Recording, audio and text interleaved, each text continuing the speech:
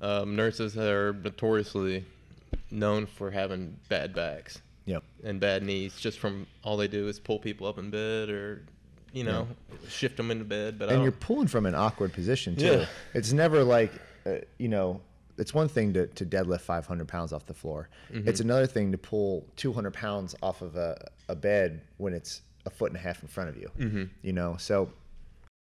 I am an everyday athlete. I am an everyday athlete. I am an everyday athlete.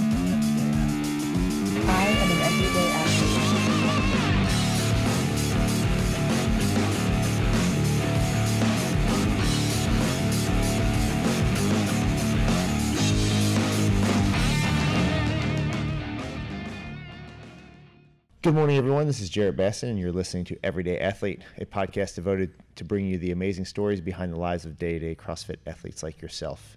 And today we have Mr. Aaron Sexton. Welcome, Aaron. Good morning. How you doing today?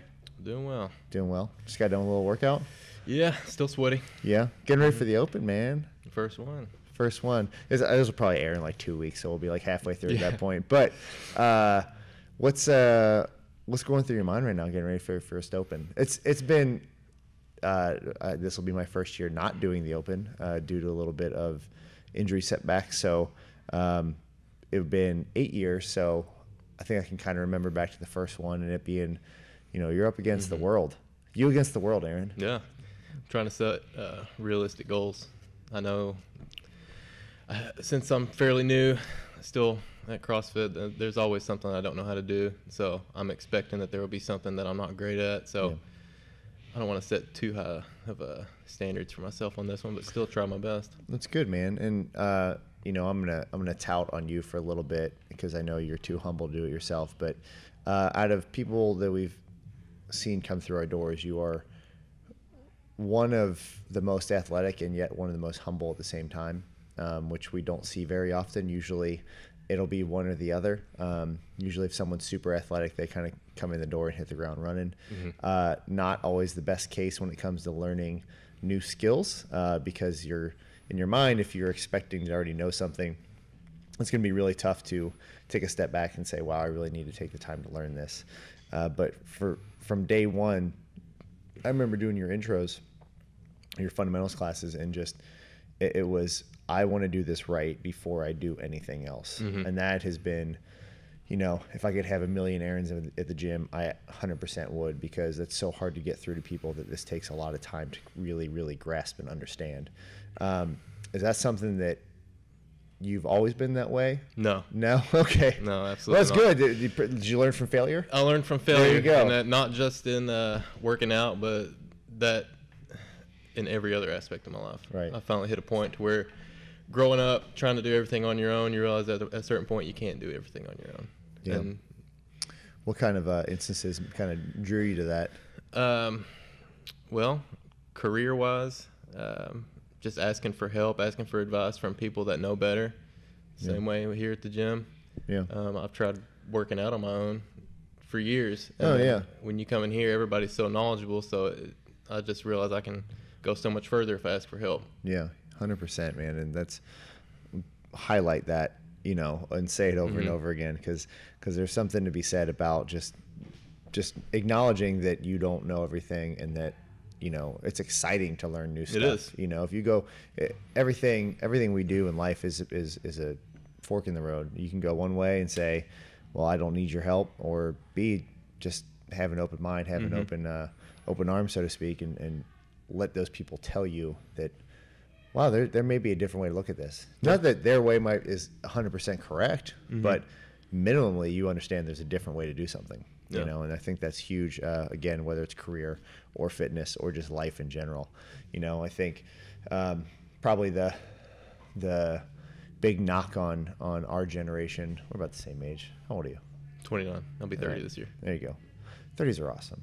32. So we're roughly the same age. I think the big knock on our generation is that, we don't know how to work, or we don't know how, we expect things to be handed to us. Yeah. And every day, I think our goal is to prove that that's not 100% the case for everybody, So you worked out on your own. It was very obvious that you worked out on your own when you came in. I mean, I think the day after, you know, it was like one of your first classes. It was a running and, you know, 315 deadlifts, and you just kind of click through 45 deadlifts at 315 like it was no big deal. And again, it's not for some people, but for a lot of people, it's a very heavy weight to pull off the floor 45 times. So what were you doing prior to CrossFit that kind of got you here? Immediately prior to coming here, I had been on a program that I found where I would, for a year and a half, I would just incrementally go up in weight, and I would do mainly just bench press, deadlifts, and squats. And I would do your big three type thing. Yeah, for about a year and a half, and I would go up maybe 5 pounds on each lift every week or two, just really incremental, and I saw a lot of improvement. 100%. Where'd you start at? Like, so I think just point of reference, I've watched you pull.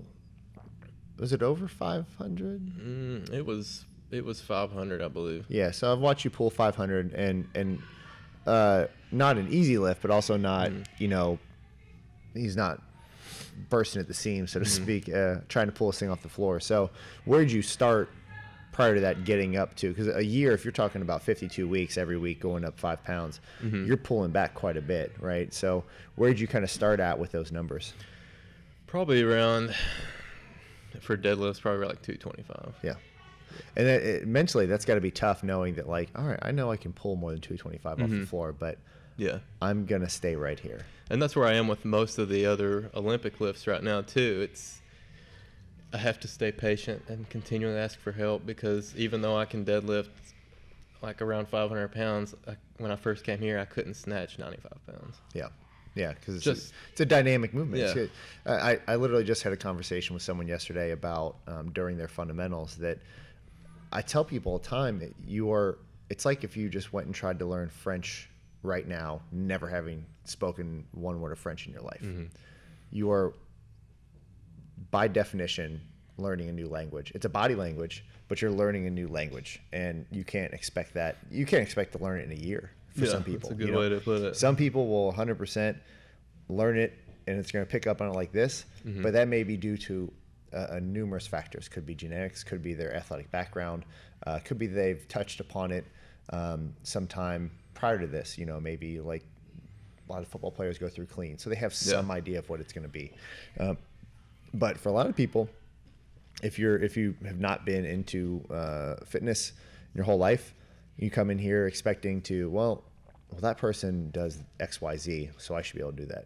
I think for a lot of people, we know that that's not true, but it's a really, really tough thing for a lot of people to grasp, because they don't want to be vulnerable, so to speak. You know, so so a year prior to that, did you play sports growing up? Yeah, growing up, I played baseball in middle school and some in high school, but then I switched over to track, and I actually did cross country most of high school. Yeah. Yeah. What did you run in track when you ran? I started off with more long distance, and then kind of moved towards 400s and 200s. Very cool. I was in the same kind of the same realm. We actually had to, for soccer, had to run 2 miles in 12 minutes to make the team. So we would run cross country to practice with them in order to. That's fast. Looking back on it, I'm like, that was kind of impressive to do. So I don't even remember what the time was. I feel like that was a pretty high bar to set for a bunch of high school kids. But again, that being said, it made you want to push towards that. You know, if they would have said, 2 miles and 16 minutes. Okay, I could probably do that blindfolded, but 2 miles in 12 minutes, that's pushing. Pushing a run there. So, but yeah, we do the same thing. I think I end up running a couple meets and a couple cross country meets as well. But it's crazy how just having that body awareness through athletics does transfer into here. For sure. How you said something about, we talked about you just got a new car, driving to Indiana. You and your wife, are you from Indiana? No, I'm from Berea, Kentucky. Oh, really? Yeah. I didn't know that. So we've just moved around quite a bit, chasing jobs and going to schools and everything. So yeah. Where'd you go to school at? I went to EKU in Richmond. Okay. And then went to nursing school at Bellarmine in Louisville. Okay. And my wife, we had a job in Louisville, and then when she got a job here in Florence, followed her, Yeah. got a job here in Florence, so here we are. All right, very Yeah. cool.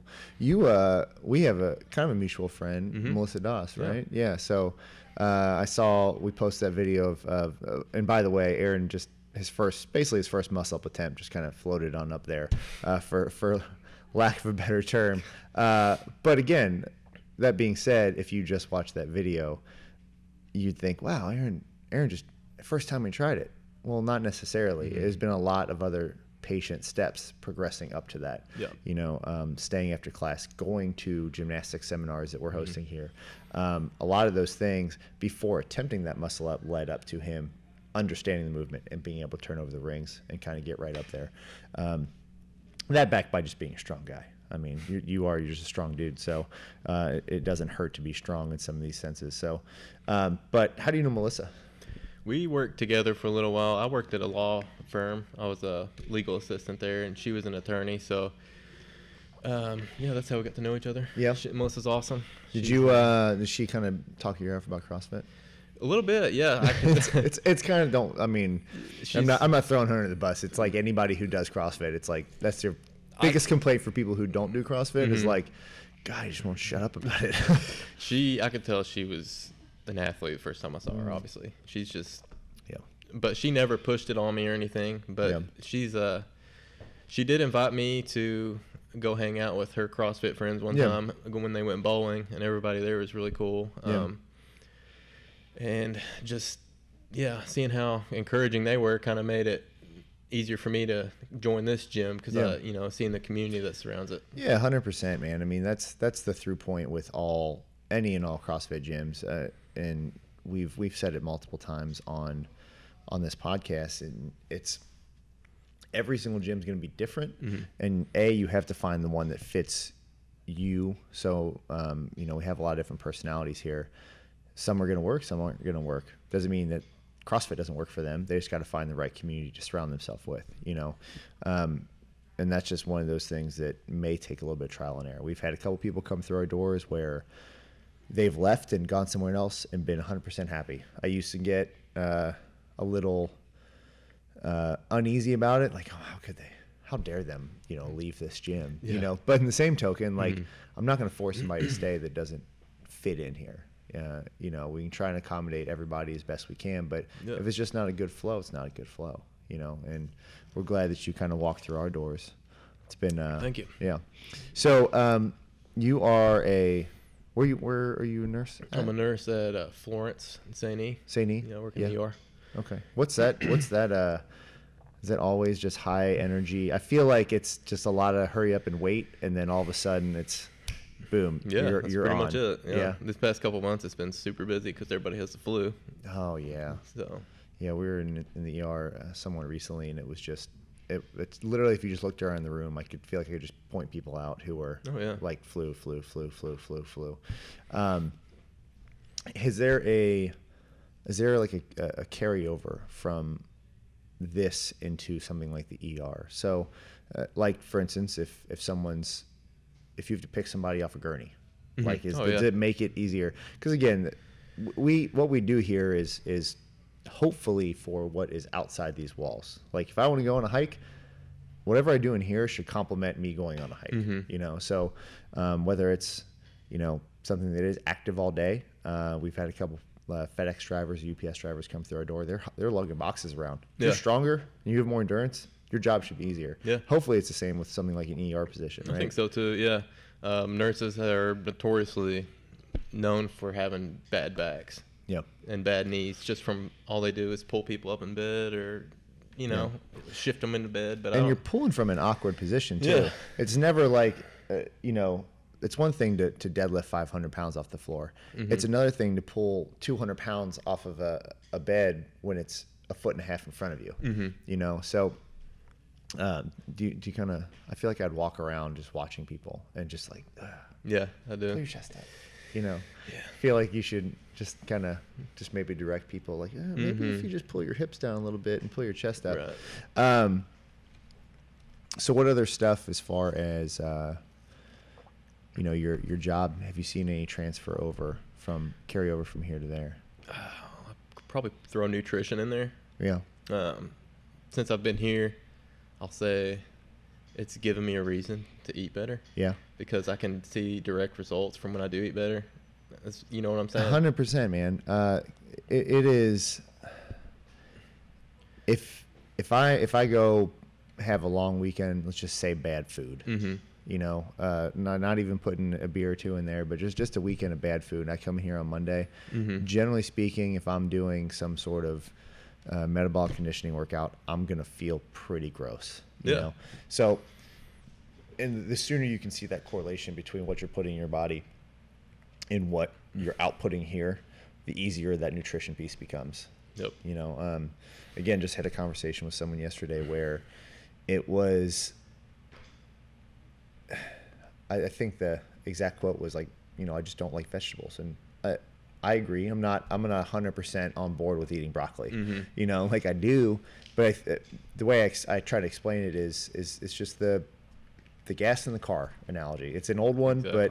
but you know, if you're putting premium gas in, hopefully the car's running a little bit better.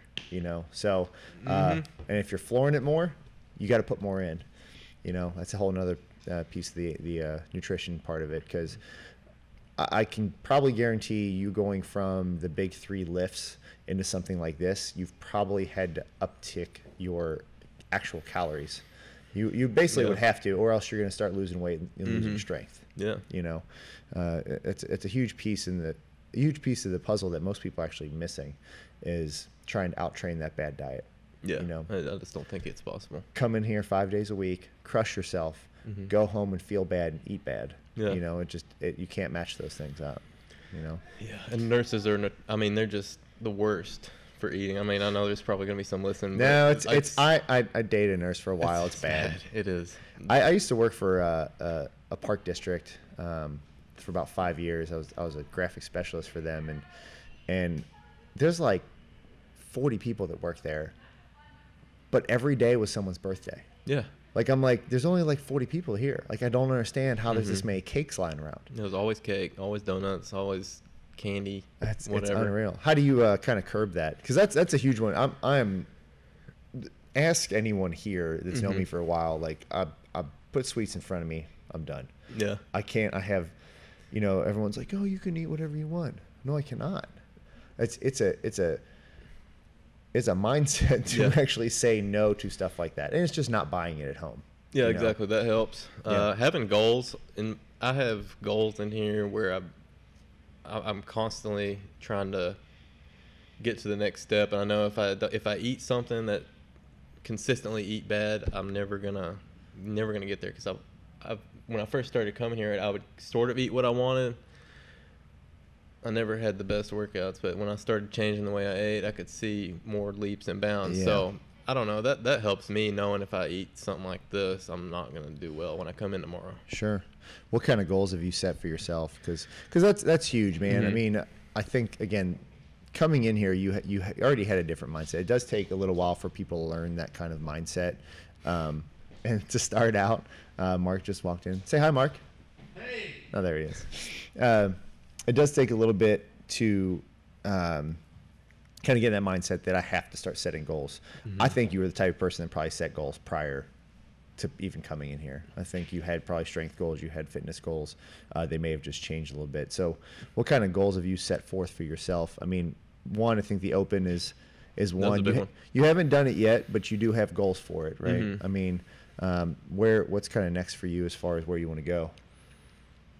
I just have several movements I want to be better at. Snatch was one of them. Muscle up was one for this year. I wrote several down when January rolled around, and that was getting my first muscle up. So check that off. Check that one off in yeah. like early February. Yeah. That's solid. Yeah, the snatch. What's a goal for the snatch for you? I don't know. Is it a weight, or is it like a proficiency thing? Yeah, more proficiency. I mean, I don't know what a good weight is, but it's just being able to do it the right way. Depends on who you talk to, I guess. You know, a good weight for a weightlifter is going to be much different for like a CrossFitter. But you know, again, depending on what is thrown at you in the Open, it could be something to where you're going to get just by doing what you have right now. There was a workout last year where there was some pretty heavy snatches. So it just depends on really who the person or what shows up, you know. I will say one thing with the Open, it generally does expose a weakness or two, a hole in the game. So, and again, for someone like yourself, it's exciting to see, because when I haven't known you that long. We've known each other. How long you been here? 9 months. About 9 months. So yeah, so we've known each other for about 9 months. I can already tell that right away you were the type of person that's going to face an adversity and figure out a way to get around it.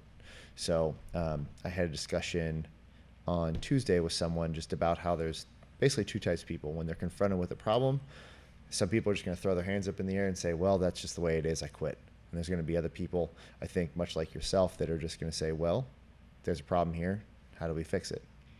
So the exciting part about the Open is it might expose some weaknesses, but that's just a new set of goals, and hopefully the more people we can get to get into that mindset of like, it's not necessarily a problem, it can actually be a goal, the more successful everyone's going to be, so we've got some maybe a snatch goal, some Open goals. What about long-term goals? So we've got maybe some for the year.